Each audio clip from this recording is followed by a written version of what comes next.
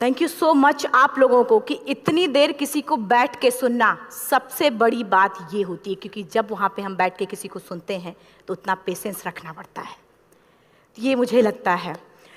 और एक्चुअली मैं 26 साल की हूँ।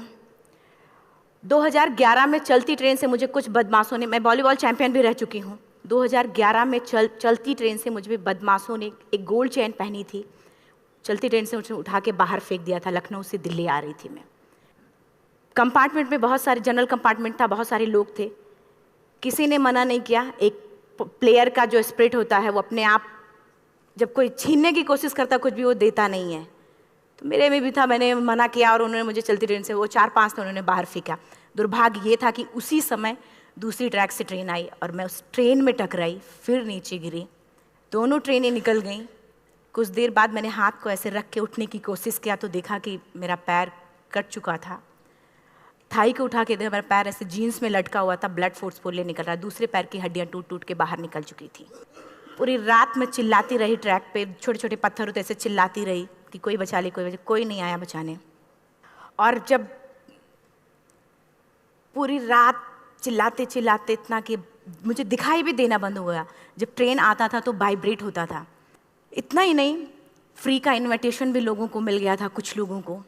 ट्रैक पे आपने ट्रेन की ट्रैक पे छोटे छोटे चूहे देखे होंगे, मेरे कटे हुए पैर पे आग के मेरे पैर कुतर रहे थे। मैं ब्रेन कॉन्शियस मेरा पूरा काम कर रहा था मेरे, लेकिन बॉडी में कोई भी मूवमेंट नहीं था। पूरे पल में वही चीज़ें सोच कि कैसे मैं अपने आप को कैसे बचा पाऊँ। लेकिन करीब पूरी रात ऐसे बीता। सुबह गांव वालों ने मुझे बरेली डिस्ट्रिक्ट हॉस्पिटल यूपी में है, वहाँ पे हुआ था ये। सुबह गांव वालों ने मुझे उठाया, डिस्ट्रिक्ट हॉस्पिटल ले जाके रखा, तो फार्मासिस्ट, डॉक्टर, सीएम जितने लोग थे आपस में बातें कर रहे, अरे हमारे पास तो एनेस्थीसिया नहीं है, ब्लड नहीं है, इसका इलाज शुरू करें तो हम कैसे करें। मुझे भी नहीं दिखाई तो नहीं, लेकिन मेरा सुनाई दे रहा था सब कुछ वहाँ पे। कहाँ से हिम्मत आई मुझ में, मुझे भी नहीं पता। मैंने बोला वहाँ पे कि सर जब मेरा पूरा पैर कटा, तब मैंने इतनी देर रेलवे ट्रैक पे थी, मैं उस चीज़ को बर्दाश्त किया, तो अभी तो आप मेरे अच्छे के लिए मेरे पैर काटेंगे। शायद आपको यकीन नहीं होगा, या फिर कभी आप लोगों ने ये चीज़ नहीं देखी, कोई डॉक्टर या फार्मासिस्ट अपना ब्लड दे के किसी पेशेंट को बचाया। मेरी इस बात को सुनने के बाद वहाँ के डॉक्टर और फार्मासिस्ट दोनों ने एक एक यूनिट ब्लड दिया और मेरे पैर को बिना एनेस्थीसिया अलग कर दिया गया। आज भी मैं उस दर्द को महसूस करती हूँ, जब भी मैं जब बोलती हूँ तब मैं वो चीज़ें महसूस करती हूँ।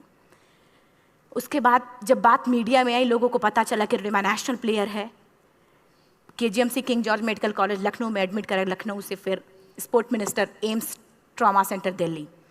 तब तक सब ठीक ठाक चल रहा था, प्लेयर होने की वजह से अच्छा ट्रीटमेंट मिलना शुरू हुआ। करीब 4 महीने मैं एम्स में रही। एम्स में रहने के बाद जब मैं थोड़ा ठीक हुई, करीब 25 दिन बाद जब ठीक हुई, न्यूज़पेपर में गोल गोल लिख के आ रहे कि अरुणिमा के पास टिकट नहीं था, अरुणिमा ट्रेन से कूद गई। उसका खंडन किया घर वालों ने, फिर बोला कि अरुणिमा सुसाइड करने गई थी। जिस लड़की का शरीर का एक अंग कट चुका, पूरी जिंदगी का पता नहीं कि व्हील चेयर है, बैसाखी या पता, यहाँ तक कि मेरे स्पाइन में 3 फ्रैक्चर था, मुझे ये भी नहीं पता था कि मैं बेड से उठ भी पाऊंगी कि नहीं। अंदाजा लगाया जा सकता, सिर्फ अंदाजा लगाया जा सकता है कि उसकी दिलो दिमाग पे क्या चल रहा होगा, उस परिवार की क्या स्थिति रही होगी, जब जिस परिवार की एक यंग एज लड़की का इस तरीके का सिचुएशन हुआ हो। फिर भी कहते हैं कि जहाँ चाह होती वहाँ राह मिली जाती है। एम्स के हॉस्पिटल के बेड पे मैंने डिसाइड किया, क्योंकि अपनी बातें हम चिल्ला चिल्ला के करें, वो सिस्टम की इतनी हाई लेवल की बातें हो रही थी कि हम एक मध्यम वर्गीय फैमिली से थे, हम अपनी बातें चिल्ला चिल्ला के कह रहे थे, लेकिन कोई नहीं सुन रहा था। लेकिन कहते हैं मैंने अपने दिल, दिमाग, अंतरात्मा से ये चीज़ सोच लिया कि ठीक है, आज आपका दिन है, जितना चाहो बोल लो, एक दिन तो मेरा दिन आने वाला, मैं प्रूफ कर दूंगी कि मैं क्या हूँ, मैं क्या थी, ये मैं प्रूफ कर दूंगी। हॉस्पिटल के बेड पे डिसाइड किया वॉलीबॉल नहीं, लाइफ का सबसे टफ गेम करना है, तब मैंने माउंटेनिंग चुना। जब मैंने माउंटेनिंग कहने और करने में बहुत फ़र्क होता है। जब मैंने माउंटेनिंग की बात सोची और लोगों के सामने, सबसे बड़ी चीज़ थी सही गाइडेंस में ट्रेनिंग लेना, दूसरा स्पॉन्सरशिप। इतना बड़ा एक साथ तो मैंने 40 से 50 लाख मैंने वाकई में कभी नहीं देखे थे पहले। मेरे लिए बहुत बड़ी चीज़ थी वो इकट्ठा कर पाना। जब मैंने लोगों के सामने रखा कि मैं माउंटेनिंग करना चाहती हूँ, एवरेस्ट के लिए मुझे ट्राई करना है, हर किसी ने मुझे बोला कि क्या है, पागल हो चुकी हो क्या, तुम्हारा दिमाग खराब हो चुका, तुम कभी नहीं कर सकती माउंटेनिंग। एक पैर आर्टिफिशियल है, दूसरे में रॉड है, और तुम्हारा दिमाग खराब है, स्पाइन में भी फ्रैक्चर है, तुम पागल होगे, चुपचाप कोई नौकरी करो, जीवन यापन करो। क्योंकि लोगों का सबसे बड़ा प्रॉब्लम ये होता, लोग फिजिकल देखते, पैरों को मेरी अंतरात्मा में क्या चल रहा था वो तो किसी को पता ही नहीं था। मुझे लगता है कि आज यहाँ पे मैं भी सुबह से देख रही हूँ, इतने अच्छी अच्छी चीज़ें मैंने सीखी यहाँ पे, बहुत बड़े बड़े स्पीकर को शायद आप लोगों ने भी सुना। आज मैं भी आपको यहाँ पे कि चाहे जितना मोटिवेट करूँ, चाहे जितना चीज़ें मैं बताऊँ, लेकिन मुझे लगता है सबसे बड़ा मोटिवेटर कौन होता, आप खुद। जिस दिन किसी भी लक्ष्य के प्रति आपकी अंतरात्मा जाग गई, आपको कोई नहीं रोक सकता उस लक्ष्य को पाने में। ये मैं किताब से बातें नहीं बोल रही हूँ, ये मैं एक एक पल मैं कोई भी किताब की बातें नहीं, एक एक पल आज जो मेरा 26 साल का एक्सपीरियंस है वो मैं बता रही हूँ सिर्फ आपको। उसके बाद किसी तरीके से मैनेज किया मैंने। भाई साहब, मेरा परिवार मेरा बैकबोन था। परिवार ने मुझे, भाई साहब ने मुझे कहा कि मैडम बछेंद्री पाल जिन्होंने 1984 में एवरेस्ट समिट किया, उनसे मिलते हैं, वो जरूर कुछ ना कुछ करेंगे। हॉस्पिटल से निकलने के बाद मेरे राइट लेग में स्टिचेस लगी थी। मैंने डायरेक्टली घर जाने की बजाय, जब लोग ये सोचते हैं कि मुझे अपना जीवन यापन कैसे करना है, जब लोग ये सोचते हैं कि मुझे अपनी ज़िंदगी के मेरे दिमाग में सिर्फ 2 चीज़ें चल रही थी, मुझे इनका जवाब कैसे देना है और एवरेस्ट समिट कैसे करना है। फर्स्ट तुरंत गए बछेंद्री मैम के पास। जब मिले, मैम ने फर्स्ट टाइम जब मुझे देखा तो उन्होंने कहा, अरुणिमा, उनकी आंखों में आंसू आ गए। उन्होंने बोला, अरुणिमा, तूने ऐसी हालात में एवरेस्ट जैसे दुरूह पहाड़ के बारे में सोचा तो तूने अपने अंदर तो एवरेस्ट फतह कर लिया, अब तो सिर्फ लोगों के लिए। मेरे परिवार को छोड़ के बाहर की पहली ऐसी महिला थी जिन्होंने मुझ पे भरोसा किया था कि हाँ अरुणिमा, तुम कर सकती हो। मेरे लिए वही बहुत बड़ी चीज़ थी। प्लानिंग भी कर ली, मैम भी मिल गई, सब हो गया। लेकिन जब उतरते हैं फील्ड में तब पता चलता कि हम क्या हैं। रोड हेड से मैं पहुंच गई। मैडम ने कहा कि ठीक है, तुम्हारे कहने, तुम्हारे सोचने से कुछ नहीं होगा, अरुणिमा प्रूफ करो कि कर सकती हो। मैंने कहा बस एक मौका चाहिए मुझे। वाकई में जब मैं माउंटेन में पहुंची, रोड हेड से बेस कैंप लोगों को 2 मिनट लगता था, मुझे 3-3 घंटे लगते थे, क्योंकि मेरे राइट लेग की हड्डियां भी नहीं जुड़ी थी। लेफ्ट मेरा आर्टिफिशियल लग चुका था, लेकिन स्टंप एकदम रेड, उसका मतलब घाव एकदम नए थे। मैं अगर पैर रखती थी तो मेरे पैर से जोर से अगर दबा देती तो पैर से मेरे ब्लड आने लगता था। सारे लोग नॉर्मल थे वहाँ पे। हर कोई ये बोलता कि एक पीक के लिए जाते थे तो हर कोई मुझे ये बोलता कि अरुणिमा, तुम धीरे धीरे आओ। मेरे दिमाग में हर बार यही बात चलती थी कि क्या है, मैंने एवरेस्ट का प्लान किया, मैं इनके बराबर भी नहीं चल पा रही हूँ। खुद से संकल्प लिया कि कोई बात नहीं, एक दिन ऐसा आएगा कि मैं इनसे पहले जाऊँगी। और आपको शायद यकीन ना हो, आने वाले 8 महीने बाद पूरा का पूरा वेट उठा के बेस कैंप से साथ निकलते और टॉप पे पहले पहुंचते। ऐसे करके देखते थे कि अरे ये लोग तो पीछे। खुशी होती थी। उससे भी ज़्यादा मुझे खुशी तब होना शुरू हुआ जब वो सारे लोग आके मुझसे ये पूछते, मैडम खाते क्या हो, बता दो। पैर नहीं है फिर भी कैसे चलते हो। उसके बाद पूरा मुझे स्पॉन्सरशिप मिला। मैं जब एवरेस्ट के लिए गई, मेरे लिए सबसे बड़ा, एवरेस्ट की जर्नी में मेरे सबसे बड़ा चैलेंज यही था कि दूसरे को समझा पाना। मैं नहीं समझा पाती कि भाई मैं कर सकती हूँ। जब मैं एवरेस्ट के लिए गई, शेरपा को जब ये बात पता चला कि मेरा प्रोस्थेटिक लेग है, आर्टिफिशियल लेग है, दूसरे में रॉड, बोला नहीं ले जा सकता, इसकी वजह से तो मेरी भी जान जाएगी। मैडम ने, हमने सबने कन्विंस किया किसी तरीके से। मन वाकई में जो टीवी में हम और उसमें फोटोज़ में देखते हैं, ब्लू और ग्रीन आइस, हिला देने वाला होता। जितना सुंदर दिखता उतना ही हिला देने वाला होता। जब मैं हमारे ग्रुप में 6 लोग थे, रॉकी एरिया तक मैं सबसे पहले थी, लेकिन जैसे ही मैं ग्रीन और ब्लू आइस में गई, मेरा आर्टिफिशियल लेग स्लिप कर जाता था। फ्रंट पॉइंटिंग से, जब मैं फ्रंट क्रैम्पोन से फ्रंट पॉइंटिंग मारती थी, लेफ्ट से पेन होता था तब भी करते, लेकिन आर्टिफिशियल जैसे फ्रंट पॉइंटिंग मूव हो जाता, मेरा पैर ही मूव हो जाता था। शेरपा मुझे बोला नहीं हो सकता अरुणिमा, जबरदस्ती मत करो। मैंने कहा कुछ नहीं, ये मेरा पैर है, मैं जानती हूँ कैसे चलेगा। फाइनली 1, 2 बार, 3 बार करने, 4 बार, 5 बार होल हो जाता था। आइस थोड़ा टूट के निकलता था तो मैं वहाँ पैर रख के जाती थी। कैंप 3 तक ठीक था, प्रॉपर एक्लेमेटाइज किया अपने आप। कैंप 3 तक जनरली गए। बात जब कैंप 3 के ऊपर की होती है, साउथ पोल समिट, अच्छे माउंटेनियर, अच्छे दिलेर के हौसले धरे के धरे तब रह जाते हैं जब अपनी आंखों के सामने किसी को मरता देखता है। और दिमाग में बात, जब जिसको डिसीजन मेकिंग, और जब दिमाग में बातें जब ये आने लगती हैं कि अरे जिस चीज़ के लिए हम जा रहे हैं उसी चीज़ के लिए आदमी मर रहा है, इसी चीज़ के लोग लिए मर चुके हैं।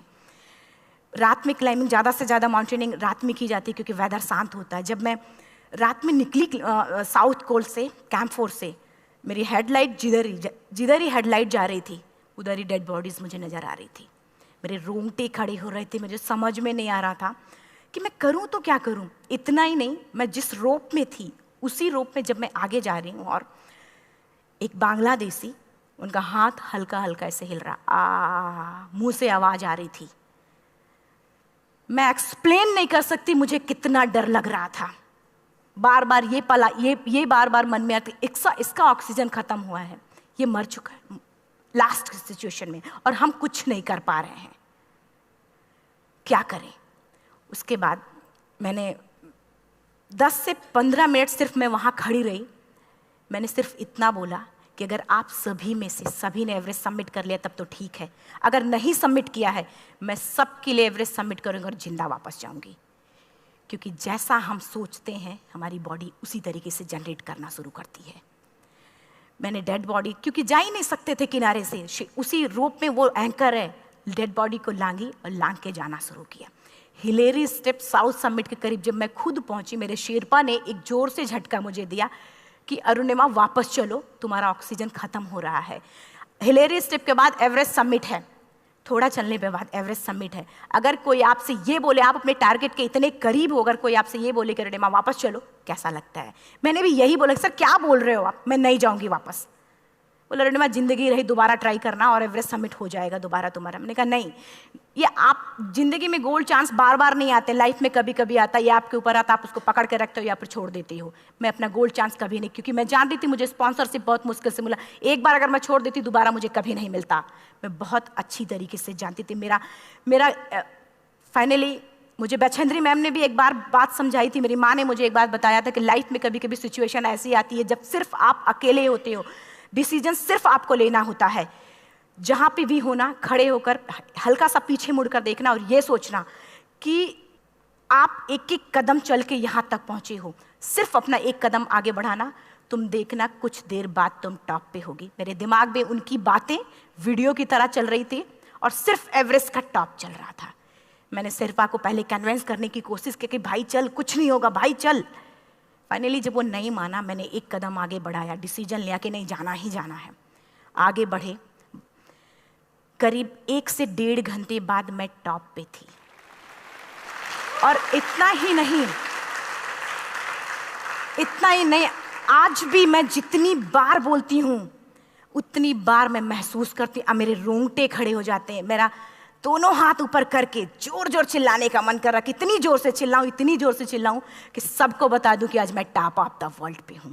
उन लोगों को बता दूं जो लोग ये सोचते हैं, लड़की, दूसरे विकलांग, तीसरे मिडिल क्लास में, जो लोग एक बार हार के फिर दोबारा लड़ना नहीं चाहते, जो लोग हारने के बाद सोचते हैं कि हम दोबारा कुछ कर नहीं सकते, उन लोगों को मैं चिल्ला चिल्ला के टॉप से बताना चाहती थी कि नहीं, आप सब कुछ कर सकते हो। सिर्फ एक सोच की विकलांगता, हैंडीकैप आदमी यहाँ से होता है, यहाँ से नहीं। अगर यहाँ से जो आदमी विकलांग है तो नॉर्मल आदमी भी विकलांग है, जो अगर यहाँ से विकलांग है। चिल्ला चिल्ला के मैं बताना चाहती थी। मैंने शेरपा से कहा कि आप एक फोटो खींच लो, क्योंकि सारे लोग फोटो, अपना नेशनल फ्लैग का जो वैल्यू होती है ना, वो जो हम कहीं बाहर होते हैं तो पता चलता है। मुझे भी बहुत खुशी हो रही थी, फ्लैग को हग किया और बोला फोटो खींचो। बोला पागल हो गई है, तेरा ऑक्सीजन कभी भी खत्म हो जाएगा, नीचे चल। कहा नहीं, फोटो खींच लो। फोटो खींचा उसने। वो तो अगली बार इतना तेज गुस्सा हुआ, मैंने उसको बोला कि भाई वीडियो भी बना ले। 8848 की हाइट पे ऑक्सीजन खत्म हो रहा है, आज हम भी हंस रहे हैं आप लोगों के साथ क्योंकि यहाँ पूरा ऑक्सीजन है। और 8848 की हाइट पे जब मुझे शेरपा, कोई भी शेरपा को बोलेगा भाई वीडियो बना, तो परेशान हो जाएगा, पागल हो चुकी क्या, तुम मर जा यहाँ, मैं जा रहा हूँ नीचे। मैंने कहा नहीं, कुछ नहीं होगा, आप बनाओ वीडियो। किसी तरीके से मैं 4-5 पेयर बैटरी रख के लेके गई कि डिस्पोजल कैमरा, एक अलग कैमरा की, मतलब एक नहीं काम करेगा तो दूसरा करेगा, प्रॉपर प्लानिंग से। शायद आप लोग भी सोचो कि वाकई में लड़की को इतना बड़ा रिस्क लेने की क्या जरूरत थी, कि जिंदगी कभी भी जा सकती थी इसकी। लेकिन मैंने वो रिस्क लिया क्यों? क्योंकि मैं चाहती थी, कहीं ना कहीं से मेरे भी दिमाग में ये बात आ चुका था कि मैं जिंदा वापस ना जाऊं। मैं चाहती थी कि अगर मैं जिंदा ना जाऊं तो ये वीडियो मेरे इंडिया शेरपा से मैंने यही बात बोली, ये वीडियो अगर मैं जिंदा नहीं जाती हूँ, ये वीडियो मेरे इंडिया पहुँचा देना, मेरे यूथ तक चला जाएगा। क्योंकि मैं चाहती थी कि 11 अप्रैल 2011 को मेरा एक्सीडेंट हुआ, 21 मई 2013 10:55 पे मैं टॉप ऑफ द वर्ल्ड पे थी। ऑलमोस्ट 1 से 2 साल के अंदर कैसे यहाँ से मैंने ये चीज़, मैंने कभी भी कामयाब होने के, मेरी वो जिंदगी बन चुकी थी, मेरा जुनून बन चुका था, मेरा पैशन मेरा जिद बन चुका था। वो मेरा सोते उठते बैठते सिर्फ मुझे एवरेस्ट दिखाई जाए। और मुझे लगता है किसी को भी अगर अपना लक्ष्य पाना है, यहाँ से अगर वो पागलपन जब तक नहीं आएगा तब तक नहीं होगा। वो फाइनली उसने वीडियो बनाया। आप बोल रहे फटाफट रोनिमा नीचे भागो। जब मैं टॉप पे थी तो कुछ लोग और भी थे, लेकिन 10:55 पे मैंने एवरेस्ट समिट, 11 बजे के बाद अगर कोई अटैम्प्ट करने की कोशिश करता है उसको सुसाइड अटैम्प्ट बोलते हैं। जैसे ही मैं नीचे चलना शुरू की, मैंने कहा भाई हाँ चल नीचे चलते हैं। ज़्यादा से ज़्यादा मौतें नीचे आते वक्त होती हैं एवरेस्ट पे। जब मैं नीचे आ रही हूँ, थोड़ा दूर ही मैं नीचे चली थी, मेरा ऑक्सीजन पूरी तरीके से ख़त्म। सिर्फ अंदाज़ा लगाया सकता है कि जब ऑक्सीजन ख़त्म हुआ क्या परिस्थिति रही होगी। मैं ऐसे नीचे गिर गई और शेरपा मुझे बोला कि रोनिमा मुझे यकीन नहीं था कि तू एवरेस्ट सबमिट कर पाएगी, लेकिन फिर भी तूने किया। मैं चाहता हूँ कि रोनिमा जिंदा चल, तू वापस उठ, खड़ी हो। मुझे खड़ा करने की वो कोशिश कर रहा था बार बार, मैं खड़ी नहीं हो पा रही थी, वाकई में दम ही नहीं था। लेकिन फिर भी कहते हैं कि जैसे हमारे नियम होते हैं वैसे ऊपर वाले के भी नियम हैं। उसकी लिस्ट में जब मेरा नाम नहीं है तो वो मुझे नहीं ले जा सकता।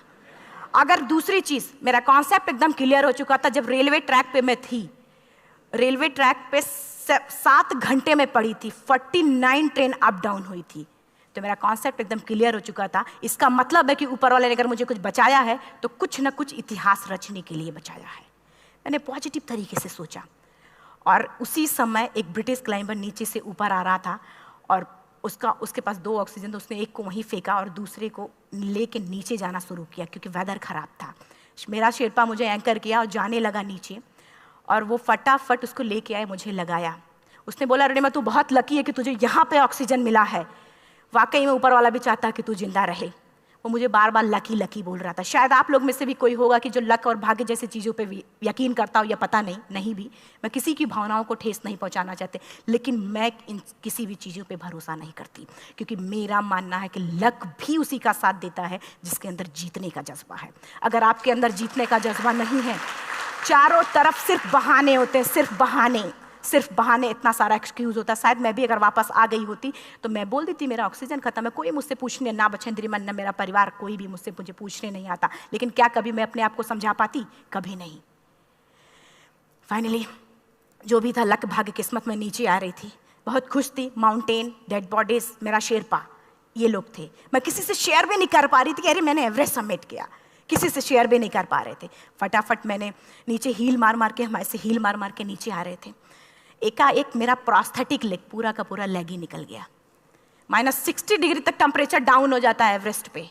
मेरा हाथ वगैरह ये सब ऐसे मूवमेंट, ऐसे मुड़ नहीं रहा था, ब्लड निकलने लगा था, ये सब यहाँ पे। मुझे शेरपा से मैं बोल रही हूँ कि ऑलरेडी मेरा पैर कटा हुआ है, अगर दिमाग में ये बात है कि मेरा हाथ भी काटना पड़ेगा, कैसा लगेगा मेरा दिमाग। क्योंकि ये ऐसा मूवमेंट, रेड 3 स्टेज होती हैं। रेड मेरा हो चुका था, रेड, ब्लैक, ब्लू, ब्लैक हो तो काटना पड़ेगा। तो बार बार मैं बोल रही हूँ शेरपा से कि भाई हाथ मेरा कुछ हो रहा है, इसमें मूवमेंट नहीं हो रहा है, यहाँ सबसे ब्लड हो। बोला रोनिमा कुछ नहीं, जितना नीचे जाएंगे उतना अच्छा होगा। प्रोस्थेटिक लेग मेरा निकल चुका है, मैं रुकी हूँ, मेरा ऑक्सीजन चल रहा, बड़े मुश्किल से लक भाग्य किस्मत जो भी था मुझे मिला था।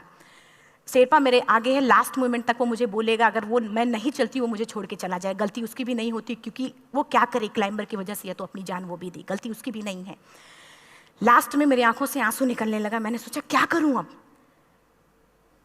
रोने अपने आप आंसू ने कहीं ना कहीं से आ ही जाता है।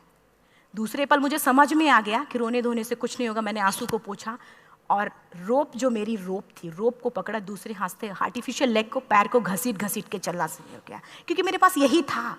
ये तो दूसरा था, गिव अप कर दो ही चीज़ थी।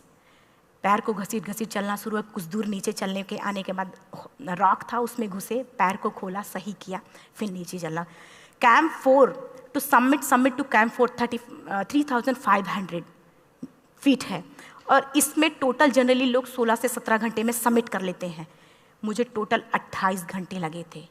हर माउंटेनियर, चाहे बाहर का या फिर इंडिया का, हर किसी ने ये मान लिया था कि अरुणिमा जिंदा वापस नहीं आएंगी। हर किसी ने ये चीज़ मान लिया था। लेकिन मुझे लगता, जब मैं वापस साउथ पोल पहुंची, जब मैं टेंट का जिप खोला, मैंने हर किसी ने कहा कि अरे तू यहाँ है, हम तो सब सोच लिए थे तू चली गई। हर किसी ने ये बोला था। फिर सब खुशी मना रहे थे, हम सब। देखिए, ये सब बताने का मेरा सिर्फ एक मकसद था कि सब कुछ हम में है, हम जैसा चाहें वैसा कर सकते हैं। ऑलरेडी टाइम हो चुका है। मैं एक चार लाइन की पंक्ति सिर्फ बोलूँगी। मैं एक्चुअली, मेरा एम है कि मैं वर्ल्ड के जो कॉन्टिनेंट हैं, कॉन्टिनेंट के हाईएस्ट पीक समिट करूं। एशिया का एवरेस्ट हो चुका है, अफ्रीका किलिमंजारो हो चुका है, यूरोप का एल्ब्रूस हो चुका है। 23 नवंबर को मैं जा रही हूँ ऑस्ट्रेलिया हाईएस्ट पीक के लिए। बस आप लोगों की गुड विशेस चाहिए। और 4 लाइन, अभी तो इस बाज की असली उड़ान बाकी है, अभी तो इस बाज की असली उड़ान बाकी है, अभी तो इस परिंदे का इम्तहान बाकी है, अभी अभी मैंने लांघा है समुद्रों को, अभी तो पूरा आसमान बाकी है। Thank you so much, thank you.